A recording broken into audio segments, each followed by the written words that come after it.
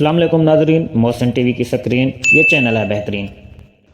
بسم اللہ الرحمن الرحیم۔ یہ کہانی تو ایک انگریز کی ہے، لیکن اس کہانی سے ہم نے ایک سبق حاصل کرنا ہے۔ کہانی کا عنوان ہے ضرورت مندوں کو نہ دھتکارو۔ تو چلیے شروع کرتے ہیں۔ واٹسن نامی ایک لاکھ پتی سوداگر ایک دن صبح کے وقت کہیں جانے کو تیار تھا۔ نوکر ناشتے کی میز لگائے منتظر کھڑے تھے کہ اتنے میں ایک بھوکے بوڑھے نے آ کر سوال کیا، سوداگر صاحب 3 دن سے بھوکا ہوں، کچھ کھانا ہو تو خدا کی راہ میں دلوا دو تاکہ میں بھی پیٹ کی دوزخ کو بھر لوں۔ واٹسن نے نہایت کراہت سے کہا، احمق بوڑھے، یہ نان بائی کی دکان نہیں۔ بوڑھے نے کہا، کچھ پیسے ہی دے دیجئے کہ بازار سے روٹی خرید لوں۔ واٹسن بولا، بس اب تقریر بازی ختم کر کے فوراً دفع ہو جاؤ، ورنہ ابھی کتا مزاج پرسی کرے گا۔ غریب خاموش ہو کر نہایت بے دلی کے ساتھ چلا گیا، لیکن واٹسن جوں ہی میز پر بیٹھا اسے معلوم ہوا کہ کسی بے احتیاطی سے چائے، مکھن اور میوے کو مٹی کا تیل لگ گیا ہے اور سب چیزوں سے مٹی کے تیل کی بو آ رہی ہے۔ یہ کام کی جلدی میں فوراً اٹھ کھڑا ہوا اور نوکر کو 1 بجے کھانا لانے کی تاکید کر کے چلا گیا، لیکن 3 بج گئے مگر نوکر نہ آیا۔ واٹسن بھوک سے بےتاب ہو رہا تھا کہ اس کے ایک معزز دوست نے آ کر کہا کہ آپ کا نوکر 1 بجے کھانا لے کر آ رہا تھا، اتفاقاً میری موٹر سے ٹکر لگ گئی، کھانا تو برتنوں سمیت گرا ہی تھا۔ افسوس، نوکر کو بھی سخت چوٹ آئی، جسے میں اب ہسپتال پہنچا کر اپنے سامنے مرہم پٹی کرا آیا ہوں۔ ڈاکٹر کہتا ہے نوکر چند روز میں اچھا ہو جائے گا، مگر اس بدقسمتی کے لیے معافی مانگتا ہوں۔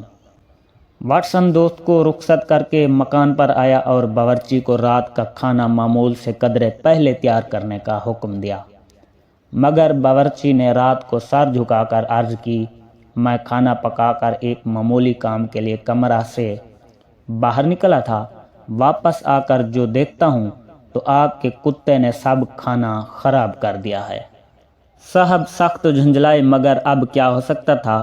پھل جو منگوائے تو وہ بھی بدبودار معلوم ہوئے، ناچارہ بھوکا سونا پڑا۔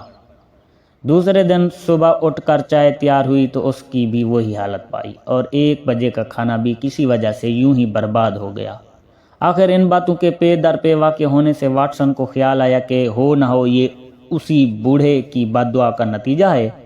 ناچار وہ اپنے ایک دوست کے ہاں کھانا کھانے چلا گیا، لیکن جو ہی دوست کے ساتھ کھانے کو بیٹھا، میز پر کھانا رکھتے ہوئے نوکر کا پاؤں پھسل گیا، میز واٹسن پر آ پڑی اور یہ اس دوست کی میم صاحبہ پر جا گرا۔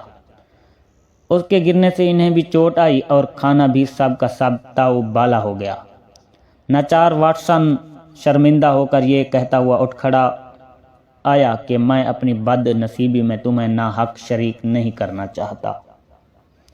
اب یہ دوسری رات تھی جو اسے فاقے سے بسر کرنی پڑی۔ تیسری صبح بھوک کے مارے اس کی حالت سخت ابتر ہو رہی تھی اور یہ حیران بیٹھا سوچ رہا تھا کہ کیا کروں اور کیا نہ کروں۔ اتنے میں اتفاقاً پھر اسی بوڑھے فقیر کی ادھر سے گزر ہوا۔ واٹسن نے دیکھتے ہی آواز دے کر اسے پاس بلایا اور اپنا سب حال کہہ سنایا۔ اس نے کہا، صاحب بے شک تمہاری بے رخی دیکھ کر میں نے پرسوں خدا سے دعا مانگی تھی کہ الہی تیرا یہ دولت مند بندہ اس واقعے میں مصیبت کو بالکل نہیں جانتا جو تیرے بھوکے بندوں پر گزرتی ہے۔